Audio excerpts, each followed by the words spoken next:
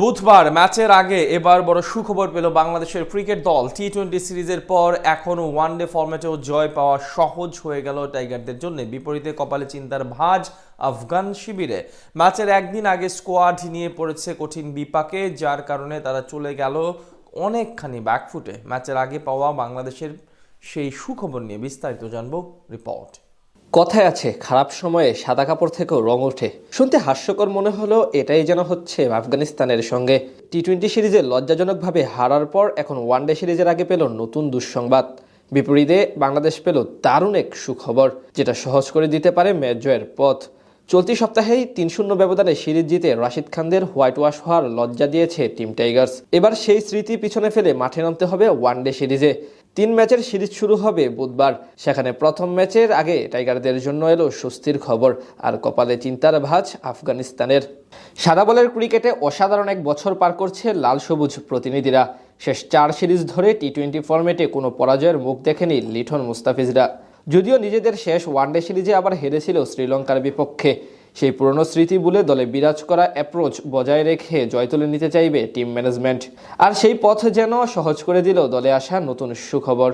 এবার এশিয়া কাপে আকাশসমান প্রত্যাশা ছিল আফগানিস্তানের উপর, কিন্তু সেটি পূরণ করতে পারেনি তারা। বাংলাদেশের কাছে হেরে বাদ পড়েছে গ্রুপ পর্ব থেকে। এরপর টি-20 সিরিজেও হতে হয়েছে হোয়াইট ওয়াশ।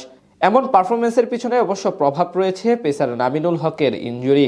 টুর্নামেন্টের আগে মাংসপেশির চোটের কারণে স্কোয়াড থেকে ছিটকে যান তিনি, যার কারণে খেলতে পারেননি বাংলাদেশের বিপক্ষে টি-20 সিরিজ।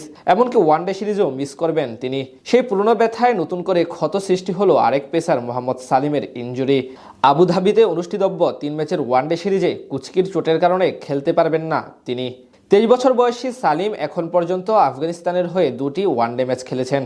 2023 সালের জুলাইয়ে 2টি ম্যাচেই তিনি খেলেছেন বাংলাদেশের বিপক্ষে। সর্বশেষ জাতীয় দলের হয়ে মাঠে নামেন শ্রীলঙ্কার বিপক্ষে ফেব্রুয়ারিতে, যেটি ছিল তার একমাত্র টেস্ট।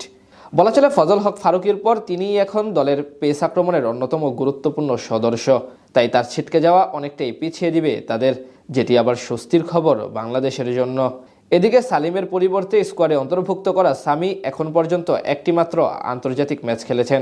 2024 সালের ডিসেম্বরে জিম্বাবুয়ের বিপক্ষে ওয়ানডে অভিষেক হয় তার। অর্থাৎ অভিজ্ঞতার বিবেচনায় বেশ পিছিয়ে আছেন তিনি। তাই তাকে সামলানো অপেক্ষাকৃত সহজ হবে টাইগার ব্যাটারদের জন্য। আফগান শিবিরে ইনজুরির হানা পড়লেও ভালো খবর আছে বাংলাদেশের জন্য। শারীরিক অসুস্থতা কাটিয়ে অনুশীলনে ফিরেছেন মিডল অর্ডারের গুরুত্বপূর্ণ সদস্য তাওহিদ হৃদয়। সব ঠিক থাকলে প্রথম ম্যাচের একাদশে দেখা যেতে পারে ডানহাতি ব্যাটারকে। এদিক থেকে বলা চলে টাইগাররা বেশ ভালো অবস্থানে আছে। 3 ম্যাচের সিরিজের প্রথমটি অনুষ্ঠিত হবে বুধবার সন্ধ্যায়।